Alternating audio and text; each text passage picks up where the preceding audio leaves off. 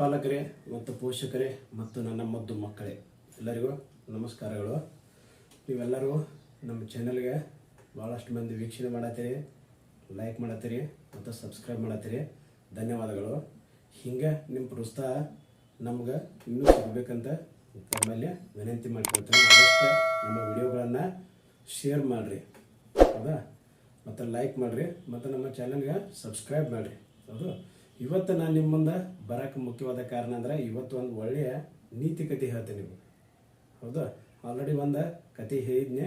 ಇವತ್ತು ಒಂದು ಆತ್ಮವಿಶ್ವಾಸ ಮತ್ತು ಅದ್ರ ದೃಢ ನಂಬಿಕೆ ಛಲ ಇದ್ರೆ ನಾವೇನೆಲ್ಲ ಸಾಧಿಸ್ಬೋದು ಅಂತ ಒಂದು ನೀತಿ ಕತೆ ಐತೆ. ಹೌದು, ಒಂದು ಊರಾಗ ಒಬ್ಬ ರಾಜ ಇದ್ದ. ಅವನ ತಮ್ಮ ಆಸ್ಥಾನದಲ್ಲಿರುವಂತಹ ಎಲ್ಲ ಏನು ಮಾಡ್ತಿದ್ದಪ್ಪ, ರಾಜ್ಯದಲ್ಲಿರುವಂಥ ಎಲ್ಲ ರಾಜ್ಯಗಳಲ್ಲಿರುವಂಥ ಹಳ್ಳಿಗಳಿಗೆ ಭೇಟಿ ಕೊಡ್ಕೊಂತ ಹೋಗ್ತಿದ್ದ. ಒಬ್ಬ ಒಳ್ಳೆಯ ರಾಜ ಇದ್ದ. ಹೌದು, ಹಂಗಾದ್ರೆ ಆ ರಾಜ ಭೇಟಿ ಕೊಟ್ಕೊಂತ ಹೋಗುವಾಗ ಏನಾಗ್ತಿತ್ತು, ಹಳ್ಳಿಯೊಳಗೆ ಹೋಗುವಾಗ ಅಲ್ಲಿ ಬೆಳೆದ ರೈತರ ತಮ್ಮ ಹೊಲದಲ್ಲಿ ಬೆಳೆದಿರುವಂತಹ ಬೆಳೆಗಳನ್ನು ತಂದ ರಾಜನಿಗೆ ಮಾಡಿದ್ರು ಒಪ್ಪಿಸ್ತಿರ, ಸ್ವಲ್ಪ ಕಾಣಿಕೆ ಒಪ್ಪಿಸ್ತಿರ. ಅದರಿಂದ ರಾಜ ಖುಷಿಯಾಗಿ ಏನು ಮಾಡ್ತಿದ್ದಪ್ಪ ಅಂದ್ರೆ ಅವರಿಗೆ ಒಂದು ಸ್ವಲ್ಪ ಕಾಣಿಕೆಗಳನ್ನ ಹಣವನ್ನು ನಾಣ್ಯಗಳನ್ನು ಏನು ಮಾಡ್ತಿದ್ದ, ಕೊಟ್ಕೊಂತ ಹೋಗ್ತಿದ್ದ. ಹಿಂಗೆ ರಾಜ ತನ್ನ ಇಡೀ ರಾಜ್ಯದಲ್ಲಿರುವಂಥ ಎಲ್ಲ ಹಳ್ಳಿಗಳಿಗೆ ರೈತರ ಯೋಗಕ್ಷೇಮಗಳ ಬಗ್ಗೆ ಕೇಳ್ಕೊಂತ ಏನು ಮಾಡ್ತಿದ್ದ, ಹೋಗ್ತಾ ಇರ್ತಾನೆ. ಹಂಗಾರೆ ಒಂದು ಹಳ್ಳಿ ಒಳಗೆ ಒಮ್ಮೆ ಅಲ್ಲಿ ರಾಜಾಗ ಎಲ್ಲರೂ ಭಾಳಷ್ಟು ಉಪಚಾರವನ್ನು ಮಾಡಿದರು. ಆಮೇಲೆ ರೈತರು ತಾವು ಬೆಳೆದಂಥ ಬೆಳೆಗಳನ್ನೆಲ್ಲ ಏನು ಮಾಡ್ತಿದ್ರು, ತಂದ ಕೊಡ್ತಿದ್ರು. ಯಾರಿಗೆ? ರಾಜನಿಗೆ ಸ್ವಲ್ಪ ಕೊಡ್ತಿದ್ದ. ಅದರಿಂದ ರಾಜ ಖುಷಿಯಾಗಿ ಅವ್ರಿಗೆ ಏನು ಮಾಡ್ತಿದ್ದ, ನಾಣ್ಯಗಳನ್ನು ಏನು ಮಾಡ್ತಿದ್ದ, ಕೊಡ್ತಿದ್ದ, ಹಣವನ್ನು ಕೊಡ್ತಿದ್ದ, ಬಂಗಾರ ಬೆಳ್ಳಿಯನ್ನು ಏನು ಮಾಡ್ತಿದ್ದ, ಕೊಡ್ತಿದ್ದ. ಹಿಂಗೆ ದಾರಿ ಒಳಗೆ ಹೋಗ್ಬೇಕಾದಾಗ ಒಂದು ಹೊಲದ ಪಕ್ಕದಾಗ ನಿಂತು ನೋಡ್ತಾನು, ಅಲ್ಲೇ ಬೆಳೆಯರೆ ಕಾಣ್ತಿರ್ತೈತಿ. ಅಂದ್ರೆ ಬೆಳಿ ಕಾಣ್ತಿರ್ತೈತಿ, ಫಸಲಿರಲ್ಲ, ದ್ರಾಕ್ಷಿ ಬಳ್ಳಿ ಇರ್ತಾವು.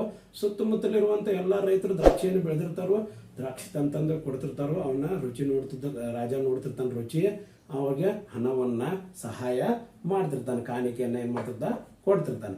ಬಟ್ ಒಂದು ಹಳ್ಳಿಯೊಳಗ ಒಬ್ಬ ರೈತ ಏನು ಮಾಡ್ತಿರ್ತಾನೋ, ಆ ದ್ರಾಕ್ಷಿ ಬಳ್ಳಿ ಬೆಳೆದಿರ್ತಾನೆ, ಬಟ್ ಆ ದ್ರಾಕ್ಷಿ ಆಗಿರೋದಿಲ್ಲ. ಅವಾಗ ಬರೀ ಅವ್ನು ಬಂದ ರೈತ ರಾಜನಿಗೆ ನಮಸ್ಕಾರ ಮಾಡಿ ನಿಂತು ಬಿಡ್ತಾನೆ. ಹಂಗೆ ಯಾಕೆ ರೈತ ಏನಾಗೈತಪ್ಪ ನಿಮ್ಮ ಸಮಸ್ಯೆ ಅಂತ ಕೇಳಿದಾಗ, ಇಲ್ರಿ ನಾನು ಈ ಋಷಿ ಮುನಿಗಳಿಗೆ ಒಂದು ಬೀಜ ಕೊಟ್ಟಿದ್ರು, ಆ ಬೀಜ ಈ ಬಳ್ಳಿ ಆಗೈತಿ, ಅದ ಬೀಜದಿಂದನ ದ್ರಾಕ್ಷಿ ಬಳ್ಳಿ ಆಗೈತಿ. ಈ ಬೀಜ ಏನಾಗ್ತೈತಿ, 10 ವರ್ಷಕ್ಕೊಮ್ಮೆ ಮಾತ್ರ ಏನು ಮಾಡ್ತೈತಿ, ಬಳ್ಳಿಗಳಲ್ಲಿ ಹಣ್ಣನ್ನು ಕೊಡ್ತೈತಿ, ದ್ರಾಕ್ಷಿ ಹಣ್ಣು ಕೊಡ್ತೈತಿ ಅಂತ ಅವ್ರು ಹೇಳಿದ್ರಂತ ನನ್ನ ನಂಬಿಕೆ ಇಟ್ಟ ನಾ ಏನು ಮಾಡಿದೆನು, ಇದನ್ನ ಬೆಳೆಸಿದೆನು ಅಂತ ಹೇಳ್ತಾನೆ. ಹಂಗಾದ್ರೆ 10 ವರ್ಷಕ್ಕಷ್ಟ ಕೊಡ್ತೈತ್ಲ, ಹೆಂಗೆ ಏನಿದ್ರ ವಿಶೇಷತೆ ಅಂತ ಕೇಳ್ತಾನೋ.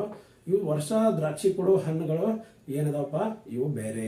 ಆದರೆ ಈ 10 ವರ್ಷಕ್ಕೆ ಮಾತ್ರ ಒಮ್ಮೆ ಹಣ್ಣು ಕೊಡ್ತೈತಿ. ಈ ಹಣ್ಣು ಒಮ್ಮೆ ತಿಂದ್ರೆ ಅಮೃತ ಇದ್ದಂಗೆ ಇರ್ತೈತಿ. ಹಣ್ಣು ಹೆಂಗಿರ್ತೈತಿ, ಅಮೃತ ಇದ್ದಂಗೆ ಇರ್ತೈತಿ. ಮತ್ತು ಹಣ್ಣು ದ್ರಾಕ್ಷಿ ಹಣ್ಣಕ್ಕಿಂತನೂ ಸ್ವಲ್ಪ ದೊಡ್ಡ ಆ್ಯಪಲ್ ಸೈಜ್ ಹಣ್ಣು ಇರ್ತಾವೆ ದ್ರಾಕ್ಷಿ ಹಣ್ಣುಗಳಂತ.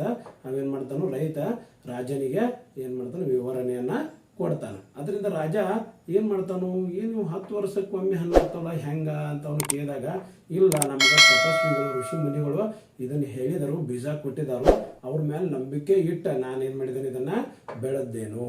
ಮತ್ತು ಇಷ್ಟು 10 ವರ್ಷದಿಂದ ಏನು ಮಾಡಕತ್ತಿಪ್ಪ ಅಂತ ಕೇಳಿ, ಇಲ್ಲ ಈಗ ಇದನ್ನು ಬೆಳೆಸಿ 8 ವರ್ಷ ಆಯ್ತು, ಇನ್ನು ನಾ ಏನು ಮಾಡಬೇಕು, 2 ವರ್ಷ ಕಾಯಬೇಕು, ಅಂದಾಗ ಮಾತ್ರ ಹಣ್ಣು ಆಗ್ತಾವು ಅಂತ ರಾಜಾಗ ಆ ರೈತ ಏನು ಮಾಡ್ತಾನೋ ಹೇಳ್ತಾನು.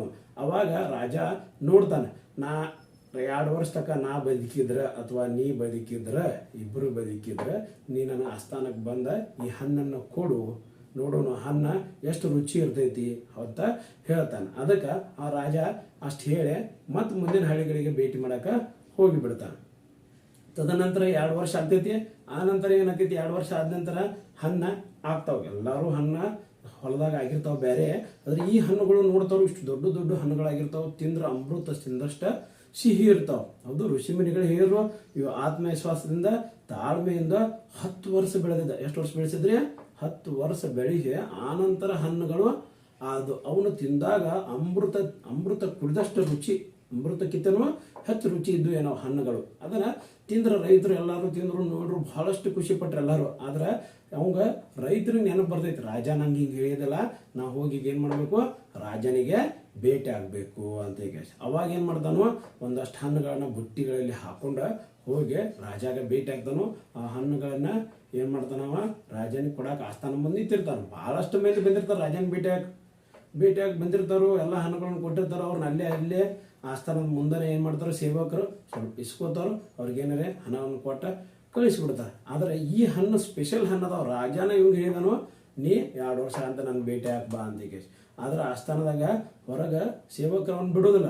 ಅವ ಹೇಳ್ತಾನೆ, ಇಲ್ಲ ಇವು ಸ್ಪೆಷಲ್ ಹಣ್ಣು ಐತಿ, ಋಷಿ ಮುನಿಗಳು ತಪಸ್ವಿದಿಂದ ಬಂದಂಥ ಹಣ್ಣ, ಬೀಜ, ಅದರಿಂದ ನಾ ಬೆಳೆದಿನ 10 ವರ್ಷ ಕಷ್ಟಪಟ್ಟ ಆನಂತರ ಹಣ್ಣಾಗ್ಯಾವು. ಈ ಹಣ್ಣುಗಳು ರಾಜಾಗ ನಾ ಕೊಡಬೇಕು ಅಂತ ಹೇಳಿದಾಗ ಸೇವಕರು ಹೋಗಿ ರಾಜಾಗ ಹೇಳ್ತಾರೋ. ತಕ್ಷಣ ಅವನು ಕರ್ಕೊಂಡು ಬರೀ ಒಳಗಂತ ರಾಜ ಏನು ಮಾಡ್ತಾನೋ ಸೇವಕರಿಗೆ ಹೇಳ್ತಾನೆ. ಅವಾಗ ರೈತ ಬಂದ ರಾಜನಿಗೆ ಏನು ಮಾಡ್ತಾನೋ ಹಣ್ಣನ್ನು ಕೊಡ್ತಾನೆ. ಏನು ಮಾಡ್ತಾನ್ರಿಪ್ಪ, ಹಣ್ಣು ಕೊಡ್ತಾನೋ. ರಾಜ ಹಣ್ಣು ನೋಡಿದಾಗ ಬಹಳಷ್ಟು ಖುಷಿ ಆಗ್ತೈತಿ. ತಿಂದಾಗಂತೂ ಅಮೃತಕ್ಕಿಂತನೂ ಹೆಚ್ಚ ಖುಷಿ ಆಗಿಬಿಟ್ಟಿರ್ತೈತಿ. ಹೌದು, ಅದಕ್ಕೆ ಆ ಖುಷಿಯಿಂದ ರಾಜ ಏನು ಮಾಡ್ತಾನೋ ಒಂದು 10 ಹಳ್ಳಿ ಅವಂಗ ಬರೆದು ಕೊಟ್ಟು ಬಿಡ್ತಾನೆ. ಈ 10 ಹಳ್ಳಿ ಒಳಗೆ ನೀ ಇಂಥ ಹಣ್ಣುಗಳನ್ನು ಬೆಳೆದ ಪ್ರಪಂಚದಾದ್ಯಂತ ಬೆಳೆಸಪ್ಪ ಕಳಿಸಂತಿಕೇಶೆ ಹೇಳ್ಬಿಡ್ತಾನು. ಅದನ್ನು ನೋಡಿ ರೈತರಿಗೆ ಸಿಟ್ಟು ಬರೋಕೆ ಚಾಲು ಆಗ್ತೈತೆ. ನಾವು ಹಣ್ಣುಗಳು ತಂದ್ರೆ ನಮ್ಗೆ ಏನೂ ಇಲ್ಲ, ಬರೀ ಒಂದಷ್ಟು ಹಣವನ್ನು ಕೊಡ್ತಿ, ಒಂದಷ್ಟು ಚಿನ್ನವನ್ನು ಕೊಡ್ತೀರಿ, ಅವಂಗಾದ್ರೆ 10 ಹಳ್ಳಿ ಕೊಡ್ತೀವಿ. ಇದೆಂತ ರಾಜ ತೀರ್ಮಾನ, ನೀ ನಮಗೂ 10 ಹಳ್ಳಿ ಕೊಡಬೇಕಲ್ಲ ನೀ ಅಂತ ಕೇಶೆ ಉಳಿದ ರೈತರು ಏನು ಮಾಡ್ತಾರೆ, ರಾಜನ ಮೇಲೆ ಆಕ್ರೋಶವನ್ನು ವ್ಯಕ್ತಪಡಿಸ್ತಾರೆ. ಅವಾಗ ರಾಜ ಏನು ಹೇಳ್ತಾನು, ನಾ ಆ ಹಣ್ಣಿಗೆ ಬೆಲೆ ಕೊಟ್ಟಿಲ್ಲ, ನಾ ಅವಂಗ ಹಣ್ಣು ತನ್ನಲ್ಲ ಅದಕ್ಕೆ ಬೆಲೆ ಕೊಟ್ಟಿಲ್ಲ. ಇವ ತಾಳ್ಮೆಯಿಂದ ಬೆಳೆದಾನ. 10 ವರ್ಷ ಏನೂ ಫಸಲಿಲ್ಲದ ಬೆಳೆದ ನಂಬಿಕೆಯಿಂದ, ಆತ್ಮವಿಶ್ವಾಸದಿಂದ, ದೃಢ ನಿಶ್ಚಲದಿಂದ ಇವೇನು ಮಾಡಿದಾನು, 10 ವರ್ಷ ಆ ಬೆಳೆಯನ್ನು ಬೆಳೆದ ಆನಂತರ ಫಸಲನ್ನು ಬಂದಿದ್ಲ. ಆ ಫಸಲಿಗೆ ಬೆಲೆ ಐತಿ, ಆ ಫಸಲಿಗೆ ಬೆಲೆ ಐತಿ. 10 ವರ್ಷ ತಾಳ್ಮೆಯಿಂದ ತಾಳಿದ ನಾವು. ಅದಕ್ಕೆ ಆ ತಾಳ್ಮೆಗೆ ಬೆಲೆ ಕೊಟ್ಟಿದ್ದೀವಿ ನಾವು, ಹೊರತು ಆ ಹಣ್ಣಿಗೆ ಬೆಲೆ ಕೊಟ್ಟಿಲ್ಲ. ನೀವೆಲ್ಲರೂ 1 ವರ್ಷದಾಗ ಏನು ಮಾಡಿದಿರಿ, ಬೆಳೆಯನ್ನು ಬೆಳೆದ್ಬಿಟ್ಟಿರಿ. ಹಂಗೆ ನಾವು ಇದು ಕತಿ ಇದೆ. ನಾವು ತಾಳ್ಮೆಯಿಂದ ಇರಬೇಕು. 1ನೇತಿಂದ 10ನೇತಿ ಒಳಗೆ ತಾಳ್ಮೆಯಿಂದ ಕಲಿಬೇಕು. 10ನೇತಿಗೆ ಚಲೋ ಮಾರ್ಕ್ಸ ಪಡೆದುಕೊಳ್ಬೇಕು. ಆನಂತರ ಒಳ್ಳೆ ಗುರಿ ಇಟ್ಕೋಬೇಕು. ಆನಂತರ ತಾಳ್ಮೆಯಿಂದ ಅಭ್ಯಾಸ ಮಾಡಬೇಕು. ನಮ್ಮ ಗುರಿ ಕಡೆಗೆ ಬೆನ್ನು ಹತ್ತಬೇಕು. ಅಂದಾಗ ನಮಗೆ ಏನಾಗ್ತೈತಿ, ಫಲ ಸಿಗ್ತೈತಿ. ಹೌದಿಲ್ಲ? ದೃಢ ವಿಶ್ವಾಸ, ಆತ್ಮವಿಶ್ವಾಸ ನಮ್ಮಲ್ಲಿ ಇರಬೇಕು.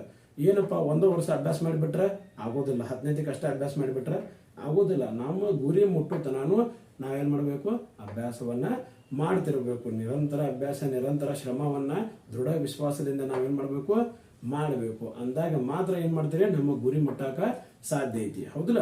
ಅಂದಾಗ ಮಾತ್ರ ನಮಗೆ ಆ ಹಣ್ಣಿನ ಸಿಹಿ ಹೆಂಗಿರತ್ತಲ್ಲ ಹಂಗೆ ನಮ್ಮ ಜೀವನದಾಗೂ ನಮ್ಮ ಗುರಿ ಮುಟ್ಟಿದಾಗ ನಮಗೆ ಸಿಹಿ ಅನ್ನೋದನ್ನ ಅಮೃತ ಥರ ಸಿಗತೈತಿ. ನೀವು ಯಾವುದೋ ಒಂದು ಕೆಲಸವನ್ನು, ಸರ್ಕಾರಿ ನೌಕರಿಯನ್ನು ಅಥವಾ ಒಳ್ಳೆಯ ಒಂದು ಕೆಲಸವನ್ನು ವಿದ್ಯಾಭ್ಯಾಸದಿಂದ ಪಡ್ಕೊಂಡ್ರಪ್ಪ ಅಂದ್ರೆ ನಿಮಗೂ ಜೀವನ ಅನ್ನೋದು ಅಮೃತ ಆದಂಗೆ ಆಗ್ತಿದೆ ಅಂತ ಹೇಳ್ತೀನಿ. ಹೌದಾ? ಧನ್ಯವಾದಗಳು. ನೋಡ್ರಿ, ಹಂಗಾರೆ ಏನು ಮಾಡಬೇಕು, ಆತ್ಮವಿಶ್ವಾಸ, ದೃಢ ನಂಬಿಕೆ ಇಟ್ಟ ನೀವೇನು ಮಾಡಬೇಕು, ಛಲದಿಂದ ಅಭ್ಯಾಸ ಮಾಡಿದ್ದೆ ಆದರೆ ನಿಮ್ಮ ಜೀವನನೂ ಏನಾಗ್ತೈತಿ, ಅಮೃತ ಆದಂಗೆ ಆಗ್ತೈತೆ ಅಂತ ಹೇಳ್ತೀನಿ. ಧನ್ಯವಾದಗಳು.